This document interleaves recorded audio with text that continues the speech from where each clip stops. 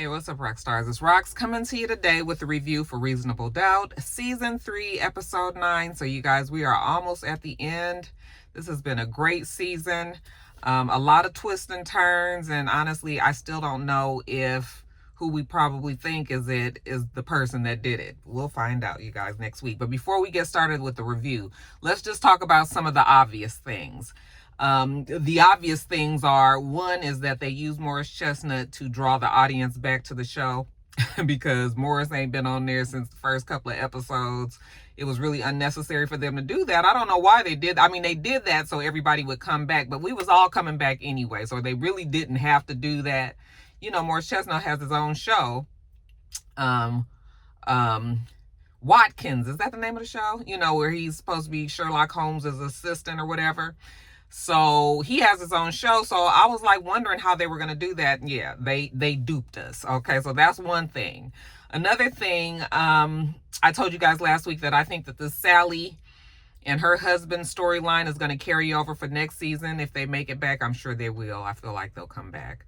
But I feel like that story is going to probably be the main story next season because they've made it too much of a big deal. I don't know if you know, the guy that plays Bill, I don't know if he's going to be coming back, you know, Tommy, because, well, honestly, he could, because Tommy's show on Stars this is the last season, and he'll have time, so really he could come back next season, but I don't know if they are going to bring him back, Joseph Sikora. And then the other storyline with, there's like too many things still open, which is probably a good thing, a good sign that the show feels like they're coming back as well, because this Eddie storyline, I don't know how that's going to get wrapped up in one day, in one more episode. And then, what was the other thing I wanted to say? Oh, and then the Tony storyline with the daughter being upset, you know, well, maybe they're not going to make no more of that. Maybe that's done, but it didn't feel like it was done because the kids were still mad, and then suddenly they weren't, you know, and now we haven't even really seen the kids. So they have a lot of things that they could potentially bring back next season and still grow on, but you know, a lot of times we want some kind of conclusion to something, you know, and really it's only feeling like the only conclusion we're going to have is to this case. Everything else is wide open.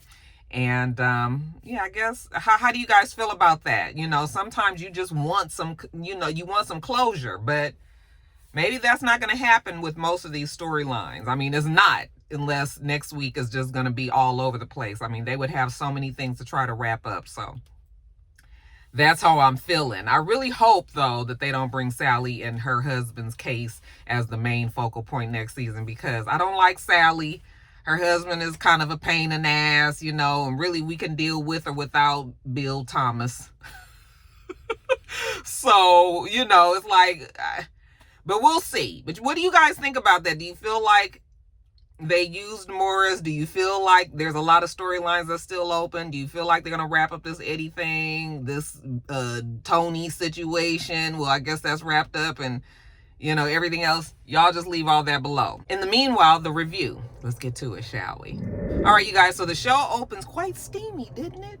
I was like, oh my goodness. You know, Jax is worrying about the case while she's trying to sleep, and Lewis can feel the vibes that she's worried, you know. He's like, baby, you okay? And she's like, no, she's not. You know, he's like, well, what can I do to make you feel better? And she said, put me to sleep. I was like, well, I guess that's a good way to do it.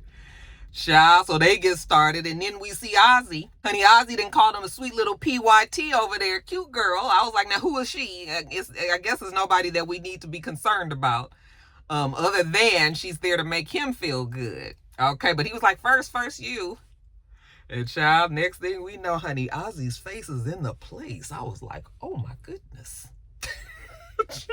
I wasn't expecting it so early in the episode. I was just like, well, what do we have here? Anyway, next day, Jax is feeling good at work, okay? In a great mood. People are noticing and everything. And then Jax sees old Thomas over there talking to the partners. You know, she's got her good eye on Thomas. But, you know, she goes on and she's talking to the team later. And She's trying to strategize because she wants to put Azie on the stand. You know, Thomas is like, I don't think that's a good idea. But Crystal's like, hey, if you feel like it's a good idea, you know, you the professional here. You the first chair here. Go on and put him on the stand. I'm thinking like Thomas, like, Azie is too fucking erratic. Are you sure you want to do this? You know, Jackson's all about taking risks. Well, they got to run that by Azie because Azie has to agree, even though Jax always makes Azie do shit even if he don't want to do it. Now, speaking of Azie, we see Azie thinking back, remembering back to 2015 when he was a little boy and him and his mom had to rush their dog to the doctor because apparently the dog had been poisoned. Okay, so when the doctor comes out, the doctor's like, you know, he just made it. He's okay. You know, good thing you guys got him here when you did. Okay. Hey, Mom, can I talk to you without Azie? And she says, sure. So Azie leaves out the room and then the doctor goes and blames Azie. He was like, you know, there is a such thing as pet abuse, animal abuse. You know, there's no way that this dog basically was able to get a hold of whatever the dog had eaten to consume that much. You know, somebody had to have given it to him. So he's basically blaming Azie. And the mom is just like, stop it. Worry about your damn job, which is just to fix the animals. That's it. Okay? We don't hear shit about no damn pet abuse, animal abuse, none of that. And so while she's in there, you know, Azie listens in and he hears it and he's a little upset about it. So but he doesn't say anything. So when when the mom comes out, you know, he's like, Mom, is everything okay? And she's just like, everything's fine. Come on, let's go. Okay. But from that point on, he knew that everybody had blamed him for the old dog's death or near death. Old dog survived. So keep that in mind right now. Jax and Thomas go over to Azie's and they're talking to him about putting him up on that stand. He was just like, are you kidding? I don't even really remember what all happened that night. And they were like, it's okay. We don't have to really prove that you didn't do it. We just have to make sure that they think, like, they don't have the burden of proof. The prosecution does, okay? So that part you don't even have to worry about, Azie. Plus, you're innocent. You get up there, you tell the truth. But he's like, well, what if I did kill Wendy? You know, he's been having these dreams and everything. And Jax was like, listen, we cannot base our whole defense on you having dreams and what you think might be. This is not the time for you to have any self-doubt, boy. This is the time that you get up there and you make a case for yourself. We cannot base the shit on dreams, okay? We basing it on evidence, what they have and what they can prove. You know, so she's trying to really lower the boom on him and let him know that this is what we got to do.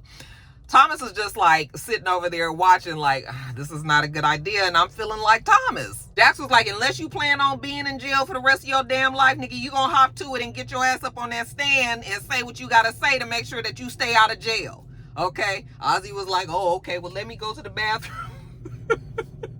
Let me get myself together, you know. And I was just like, oh, Jazzy, you putting a little Jax, you putting a little pressure on him. So when he leaves out the room, you know, Thomas was just like, he is not ready to get on that stand. And she's, again, all about the risk. This is what she has to do. You know, she knows what she's doing. And he was like, he is never going to be ready to be put on that stand. He thinks that he killed Wendy now. Like, girl, are you listening to him? And she was just like, listen, the man been sitting up in court every day. He been listening to people talk about the bad things that he's done in the past and all this. And he's made himself believe that he did it, but he didn't. Thomas was like, okay, Jax, well, how about you just sleep on it? And she was like, I don't sleep on anything but a pillow and a headscarf. I was like, again, the corny dialogue. Who is writing this shit? It got to be one specific person that's writing all these dumb lines. But anyway, you guys, I'm a little concerned about Jax. You know, Jax, are you getting a little too big for your britches? Are you not listening to Thomas because of how you feel about how he is acting with the partners? Are you not opening up and looking at the whole thing? I mean, I'm not the defense lawyer here, you guys. I'm not a real rock star lawyer, but I'm just really kind of worried about Jax as well, girl. Is your slip hanging a little bit? I can't really tell. But we gonna do it, right? So now Thomas is gonna run Azie through a couple of little mock cases.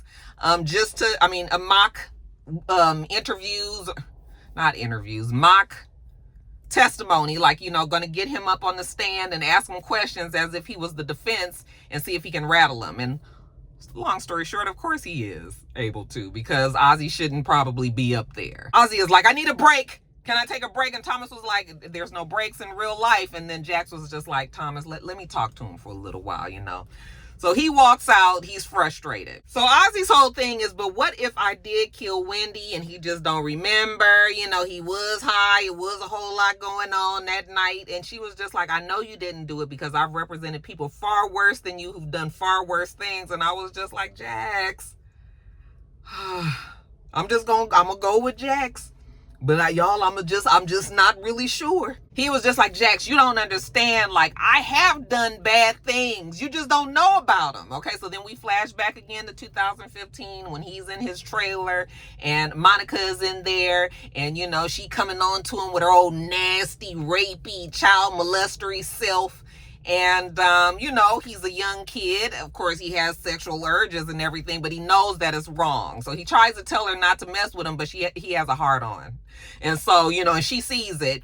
And, but she's like, okay, well, I'm going to leave. But, you know, if you need me, bitch, if you don't get your old nasty ass out of it anyway, he has to relieve himself. Okay, a man has to do what a man has to do. And while he's in there doing that, a PA comes in. Well, the PA knocks real fast and then they come in like I'm sure they do all the time, dropping off something. And Azie is pissed. Like, what are you doing just coming in here and not knocking? The guy was like, I did knock. Okay. And he goes and Azie throws something at him and he's about to run and charge the guy and attack him. And the mom comes in there like, what's going on? Okay. Girl, get your son.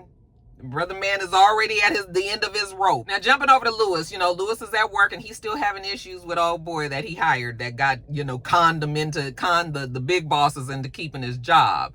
So the guy comes in there, you know, Lewis calls him in there and tells him, listen, we needed such and such and this and that, you know, at a certain time and you couldn't do it and you've been messing up and you ain't been meeting the deadlines and all this and I'm gonna have to let you go. I said, okay, Lewis. I know he probably sat and talked to himself in the mirror for a long time trying to make sure he got that speech right. And the guy was just like, oh man, you know, listen, I know I've been tripping. I ain't been doing what I was supposed to do. My girl, she's pregnant, you know, and, you know, I just been so worried about her and not fucking up over there. You know, I know I'm messing up over here, but I really need this job. And I promise I'm going to do what I got to do and yada, yada, yada. And worked enough of the sympathy into Lewis where he is able to keep his job. Lewis was like, okay, I'm going to give you one more chance. I said, Lewis, he is working you. See, people like Lewis don't need to be supervisors because it's hard for you to be confrontational. It's hard for you to do the hard things, you know? So maybe you shouldn't even, that's why I know I don't need to be supervising nobody no more. Although I didn't have a hard time being, you know, if I had to be hard-nosed with people when they wasn't doing their shit. Like if you ain't doing your shit, then you get in trouble. That's how I work. But as long as you do your work, I ain't fucking with you. That's why I'm not supervising nobody else ever again in life. So anyway, later on that evening, Lewis and Jax are talking about work, you know, and he tells her about old boy, you know, and then she starts telling him about the case and how, you know, she's been having issues with old Billable Bill Thomas. He was like, it sounds like old Billable Bill Thomas is old Billable Bitch Thomas. She was like, well, he thinks that Azie is guilty, but, you know, Jax doesn't. At least Jax realizes that, you know, when you've been hurt and disappointed by people, so many people that you know and love, you know, then it's really difficult for you to actually get rid of somebody that actually means that much to you. Like, she can't see him killing Wendy because she was his everything. And then Lewis gives her food for thought and was just like, or, you know, sometimes you might get rid of the person that you love or the thing that you love the most, and so that they don't abandon you. You abandon it before it abandons you. Okay? So something to think about. Now we see Azie talking to the therapist friend. I'm sorry, I never remember her name. Okay? And they're talking about what happened in 2015 with the dog, you know, and Azie basically believes that he did do it. All right. Or at least he knows that his mom believes that he did it. So that's put the doubt in his mind. And so the therapist is trying to get him to understand that you have to believe in yourself. You know, he's had dreams about it and all that. She said, yeah, but that is not reality. That's just the dream. Thoughts, dreams, those are different than actions. And he was just like, it doesn't matter because my mom still thinks I'm capable. So, you know, as long as his mom thinks that, you know, he has that doubt and he feels like maybe he is capable. Again, a therapist is trying to explain to him, you need to believe in yourself. And he was like, I just don't know what's worse. Everybody thinking the worst of you or not remembering if you're even capable of doing what that worst might be. Okay. That Azie got a whole lot of shit going on in his brain. If he do get found not guilty, that nigga need to sit down in some intensive therapy, like needs to go away for a little while and get himself together. They done did a number on this poor boy. Next, we have the therapist. Now she's on the stand. And you guys, something about the way she acts, she's too like, I was just like, when you're a therapist and you're supposed to be on this stand, you need to look impartial. You need to just actually be stoic and tell the facts and all this. I mean, she was so emotional and everything. Child, I was just like, girl, calm down. But basically, Jax asked her if she feels like Azie has any mental disorders. And so she brings up the arrested development, that basically he was developing up to a certain age, and then when a lot of severe trauma happened in his life, that's when he stopped developing. And he's stuck somewhere around 13 years old when the sexual abuse and all of that happened, with Monica. He also had been diagnosed with conduct disorder, which is basically he doesn't know how to process his emotions like a child would be. And so instead of acting like an adult would, he now still behaves as where his development arrested, which is around 13 years old. So he will act out. He'll be frustrated. He'll yell. He'll scream. He don't know how to process those emotions. And she was like, oh, so like a temper tantrum. Yes, basically. We've seen Azie have temper tantrums. I forgot to mention last week how he screamed when he was like, somebody better tell me something. Okay. So yeah, we've seen that in Azie. So Jax was like, do you believe that he is capable of killing Wendy? And she says, no, I don't think he is. And she says that every adult has basically failed him in his life. So now he's internalized this loss. But she hasn't experienced anything that she would think that he was a murderer. Okay, so Jax finishes up with her. Then the prosecution gets up there and he says, okay, so you mentioned conduct disorder. Isn't that a condition that's associated with lack of empathy and guilt, along with manipulative and aggressive behavior? She was like, sometimes it is. And he was like, oh, okay. And was he ever treated for it? And she said, no. He said, okay, so he done lived with all of that conduct disorder all the way up to his adulthood and never been checked. So are you suggesting that because of this arrested development, that's like a reason for him to kill Wendy? And of course, Jax was like, objection. Okay, we ain't even said that this man killed Wendy, so don't say that. So of course, they sustained what Jax said. But the prosecution goes on to ask her, okay, so do you feel like because he's got conduct disorder and everything, that he should be excused from accountability? And she tries to explain to prosecution, what this is with this arrested development. He was like, oh, so what you're saying is that he can't control himself. Not always. And the prosecution is like talking, but kind of talking towards the jury, like, well, does he know that what he even been accused of is wrong, or is he just knowing how to work the system? Like, has he even manipulated you? Maybe you ain't seeing him clearly. And she was like, I've been trained to, know when somebody is manipulating me. So no, I don't believe I've been manipulated in this case. What she's seen in this case is panic and despair from Azie. Okay. And the defense doesn't go back up. The prosecution is finished with the therapist friend. And I was like, that didn't feel like that was a win. Now, after that, Jax is talking to Thomas. This was a great scene, by the way. And Jax, I guess, as far as Thomas is concerned, is still in denial. She was just like, he did not kill Wendy. Okay, she just does not believe that he did. And he was like, so that's the angle now? You don't believe it? That's why he didn't do it? And she was just like, listen, what I'm saying is, Azie don't know how to do shit. Okay? Azie has been a child star from, he's been a star from when he was a child, and everything has been done for him. She's willing to bet that this boy wouldn't know how to kill somebody if they had wrote out the whole script for him and gave it to him. Okay, she was just like, there's no way that he could have done this because he don't even know how to wipe his own ass, basically. He can't wash his clothes. He don't drive nowhere. He don't know how to get to the ATM, all of this. How is this man able to commit a murder and then cover it up? She just doesn't think that he's able to even do that. Crystal is also in the room, and she was just like, Azie is too dumb to commit murder. She feels like, there's no way he could have done that either. And Jax was like, bingo. Exactly. And that's what we gonna do next.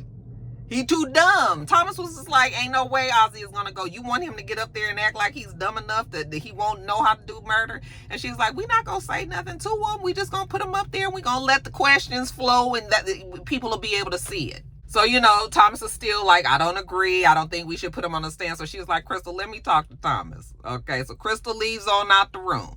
Okay, she was like, what exactly is going on with you, sir? Because she about tired of him telling her what he think. I mean, at the end of the day, she's the one that's leading this case. So what is the problem? He says the problem is your name is on this case, but so is my name. My name is wrapped up in this case. And if I lose this case, then I don't get a chance to ever be a partner. And she was just like, partner? She was like, what you talking about, partner? You're here to learn. I'm here to win. So did the partners tell you that if we won this case that you was going to be a partner of this law firm? And, he kind of having this look on his face. She said, which one was it? Stephen or Vince? And he hemming and hard. She was like, Stephen or Vince? He was like, both of them. He was like, oh, so if I win, you get partner. What the fuck do I get? She's pissed because she knew that the niggas was over there plotting and scheming against her, and she don't like this shit. So she was just like, you know what? Maybe I ought to tell them that while you over here trying to get a divorce from your very black wife, then you turn around and having an affair. Well, not having an affair. You turn around and you're fucking my best friend, Sally, who's also black. I mean, maybe all this is real messy and I should let them know. Okay, does that sound like somebody that's, that should be a partner of this law firm? That's not stability. He was just like, listen, Jax, I'm working here and I feel like a lackey. And she was like, what the fuck do you think is going to happen when you become partner? You just going to be their lackey. They tried to do it with Morris. Okay, Morris got the hell on. Jax is pissed, but she's like, listen, we are too deep to this case for us to be fighting each other. I would like to think that I can trust my second chair. Are you going to be with me or against me? And he was just like, I'm with you, Jax. And she was like, good. Well, I look forward to you proving it. And he walked out. And she just rolled her eyes. She was like, fuck out of here. I was just like, girl, you sure put that nigga in his place. Now, he might not have been as wrong as you said, but... Because some of the things I do agree with Thomas, but I do also think that there's a better way to skin this cat, and that Thomas going with the other partners, when Jax is also a partner, like, you really playing a game that could turn out not good for you. Now, let's jump back over to Lewis. This feels so oddly placed because it ain't got shit to do with nothing. But Lewis is leaving out of work one day, and Chelsea, Jax's sister, approaches him. Okay, she was just like, hey, excuse me. He was like, who are you? What do you want? Lewis, you the man, much bigger, much taller than this young girl over here. You gonna be all right, bruh. But he was just like, what's going on? And she was just like, I'm Chelsea, Jax's sister. And of course, she's there to tell him about how no good Eddie is. How he's still on drugs, how he around trying to get shit out of Jax. And she just trying to get in touch with Jax because Jax deserves to know what kind of a no good, ain't shit ass daddy that she got. Okay? She don't even call him daddy. She wants Lewis to put her and Jax in touch with each other. And he was like, he'll think about it. He'll let her know. But again, I guess we'll get more on that next week. Jumping over to Daniel, we see Daniel go, where was he, at Kristen's house or was he at his house? I don't know where he was, but he sees this note that Kristen leaves him, basically saying, I feel so bad leaving you this note, hopefully the truth comes out, but I don't know, I'm leaving out of here, I'm sorry, I hope, please forgive me, one of these damn letters that says something without saying shit. He tries to call her, she doesn't answer the phone. We see her, she takes a SIM card out of her cell phone and throws it, and then she gets in the car. This is dark in the middle of the nowhere. She's on the road somewhere, and she takes off. Okay, so I guess Kristen is running from something. Next day in court, remember, Azie is going to be up on the stand, and Azie's dad is there. Azie sees his dad. He's like, hey, Dad, where's Mom and Kristen? She was like, oh, son, they're not going to be here today, but that's okay. You do your best. How your mama not going to be there the day that you're doing this testimony? I mean, that would look crazy. But the dad was just like, get up there and do your best, son. And then right before he goes up there, he flashes back to a time when he told his mom he did not want to do the show anymore. Again, he's around 13, 14, 15, somewhere in there. He don't want to do the show no more. He's in the bed, and his mom was like, boy, get up. It's time to go. We got to go do this show. Do you know how many people wishes they can do the things that you do? And he was like, I wish I could do what they do. He just wants to be a regular kid. And she ain't trying to listen. He says, Mom, listen, I didn't do what you think I did. Talking about old dog, the dog. And she looks at him and she says, son, I'm sure it was an accident. Okay? That ain't really saying, I don't think that you did anything. But anyway, now we back to the present, and we put old Azie up on the stand, okay? After he's sworn in and he sits down, he don't look good. I said, I don't know if this is a good idea, Jax. First she's asking him his questions, his age, when he started acting, things like that. Then she asked him, does he own a gun? And he says, yeah. And she says, where do you keep it? And he says, in the safe. And she says, where did you guys get the gun from? And he was like, from the store. And she was like, what store? He's like, I don't know, the gun store, where they sell the guns. I didn't buy the gun. Okay. He just got the gun. Okay. And then when's the last time you shot the gun? He said, well, my mom put us in, in Target school, gun shooting school, or whatever it's called, Target practice and everything. So that's when he shot the gun. Safety class. Okay. She says, oh, okay. And there was rope at the cabin. Was that your rope? He was like, yes. She said, well, where did you get the rope from? He was like, well, I guess they got it from the rope store. Everybody kind of laughs like, nigga, there's no such thing as a rope store. But he wouldn't know that because he don't do any of his own shopping. So, she asked him a couple more questions, but her point is that there's no way that this boy could have committed murder because he don't even really know how to plot out a murder. He don't know where we get guns from, where we get ropes from, like all this. He was kind of leading Azie, and, of course, the prosecution objected. I knew that was going to get sustained, okay? I was like, you are kind of leading the witness, Jax. And she starts asking him about getting high with Alex that night. She says, do you remember that night? And he says he remembers feeling guilty. But he felt guilty about not staying sober because that was a big thing between him and Wendy, and he knew that he had failed her by getting, not being sober. And then now to think the fact that while he was high, and hung over, with the highness the next day, that Wendy was over there dead. He said it was too late, it was nothing that he can do. So he felt bad about that, So Jax rested on that, and I was just like, ugh. If I was that jury, that would not have been convincing enough for me. Like, none of the stuff that they put out so far would have made me feel like Azie didn't do it. Maybe it's because I know all of the back, the shit that's happened behind the scenes. But right now, I would still, if I was in that jury, I would think that he was guilty. Anyway, prosecution gets up there and he says, don't you do improv sometime? And he was just like, yeah.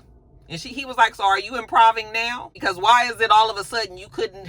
Maybe you improv the murder. The prosecution is being real hard on them. Like, you've had people around you your whole life to get you out of problems, to take care of you, anytime you do something wrong, like maybe this time is no different. Maybe, you killed her and maybe they trying to cover it up for you. And he was just like, no. It's just that I'm all messed up.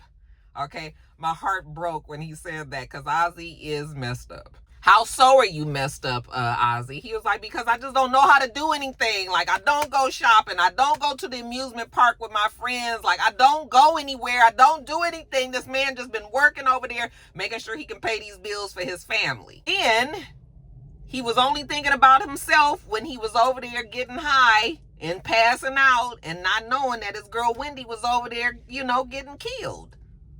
He said, but that doesn't make him a murderer. That makes him selfish and entitled, maybe an asshole, but not a murderer. But then the prosecution was just like, well, Alex told us that you called him and told him to take you to the cabin. Okay. And this was when it turned around for Azie. Azie was just like, well, that don't make no sense because Alex has only been to the cabin once. Okay. And that was a long time ago when we were kids.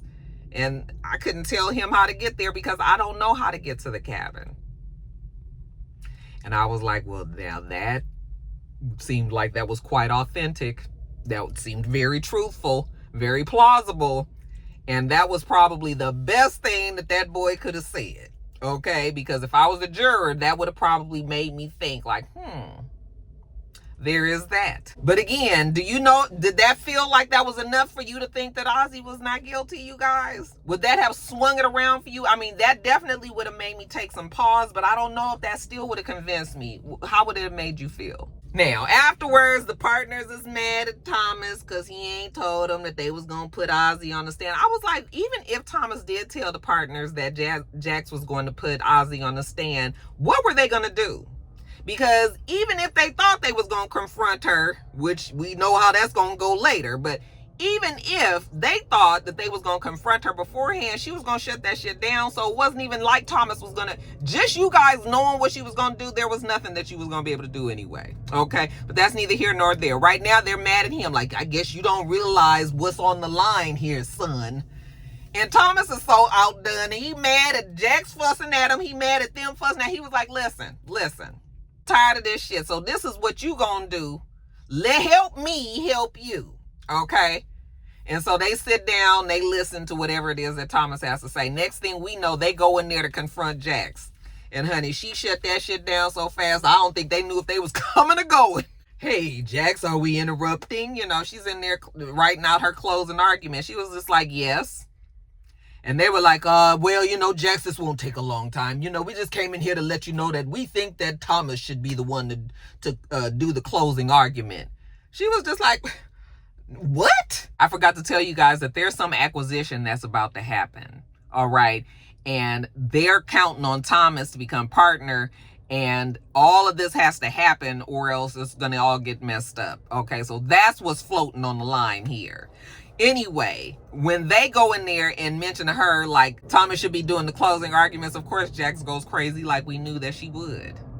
Are you fucking crazy? She is the biggest partner up in this. She's the biggest lawyer up in here. She makes money for this damn office more than anybody else there. Okay? That is not her bragging. That is the facts. She know what the hell she doing. She win cases all the time. This, that, and the other. You not fixing to come in here and tell her that she ain't doing this closing argument. What you best do is get the hell up out this woman's face. You ain't gotta like her, but you gonna give her respect and her credit. So yeah, she shut that shit down, and then when they leaving out with they fucking faces cracked and on the ground, she was like, oh, and tell old Thomas that I respect his game. Okay? Hell, if she was in his shoes, she might have done the same thing. But you know what? I am not the one to be played with. And child, honey, they continue on out that office. I said, Jax, honey, you didn't have to tell motherfuckers about themselves all day today. Whole damn episode. But anyway, we are down to the closing argument. So first we see the prosecution. We actually don't see their closing argument, and we just see them say, so he wants them to find Azie Nelson guilty of murder. Okay. Then they turn it over to the defense. So Jax get upstairs and she's talking about, how she is as a mother and caring about her kids and blopty blue. Then she's talking about how Azie was failed by his parents and by everybody around him, basically. Was Azie Nelson cared for and loved and treated well and given attention to and all of that? Probably not. She feels that somebody that is so incapable and under the influence of drugs all the time, they don't even have the wherewithal within their brain to plan and plot out a murder. She feels like the prosecution has failed to, prove beyond a shadow of a doubt that that Azie was the person that killed Wendy. The prosecution didn't even investigate this case. Okay? Didn't even take the time. They saw that it was a big star and they just went right on with Azie. Why did they ignore all of the trauma that Azie has been through? Why are they saying that Wendy died one way when Wendy died a different way? She didn't even get killed by a gunshot. There's too many what ifs and not quite connectings here. Okay, so because of that, you guys need to find Azie not guilty. And if you choose not guilty, then you will be protecting this young man like nobody else has ever protected him in his whole entire life. Okay? So she puts that weighty advice onto the jury. So now the case is closed and now we just waiting. The jury is out deliberating. The media is talking about it. Everybody is talking about whether or not Azie is going to be found guilty or not guilty. We see Azie's mom. She's kind of going through some old things, and she opens this box and she pulls out this paper, and it was a drawing that Azie did. It looks like it when he was a kid, and it says something like, I'm so sorry what happened to you. I miss you so much, buddy. I love you. I could never do something to you. Something along them lines, child. Okay, and the mom is just looking at that. I guess she had forgot about that for all these years. So that one letter, I guess, did it for the mama. Child, and I guess we were supposed to get this old warm and fuzzy when the mom shows up over at Ozzy's house, and she's all crying like, hey, son, I'm so sorry. I failed you. I failed you when you was 13. I failed you when you was 15. When that nasty girl Monica was rubbing and feeling and doing it to you. I failed you all the way up to now, and I'm so sorry. And I just was like, yeah, cry me a river, Mom.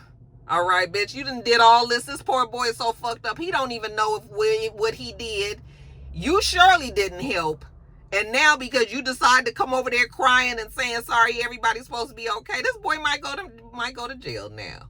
Okay, you done fucked him up, lady. Fucked him up. But yeah, she done broke down, and that's all fine and good and everything, but too late. And then lastly, we see Daniel. He done found Kristen wherever she was. She was like, how did you find me? He was like, I'm an investigator, but I'm not even trying to work right now. I'm here because I love you. These two love each other now, child. How long has it been? A couple of weeks? Okay, they in love. He was like, so if you need to tell someone something, let me be that person and let me help you. So then she starts talking about, Azie was everything. And, he was my parents' whole entire world. Basically they just worshiped the ground that Azie walked on. And while they was over there worshiping Azie, they was ignoring Kristen, honey. She could be standing right next to the boy and they would never see her. She said she always had to find her place. I said, girl, don't tell me you didn't kill this boy's woman because you was jealous. So now I'm just like, okay, one of the Roxstars told me something very similar to this being the way that things worked out. And girl, you might have been right. Okay.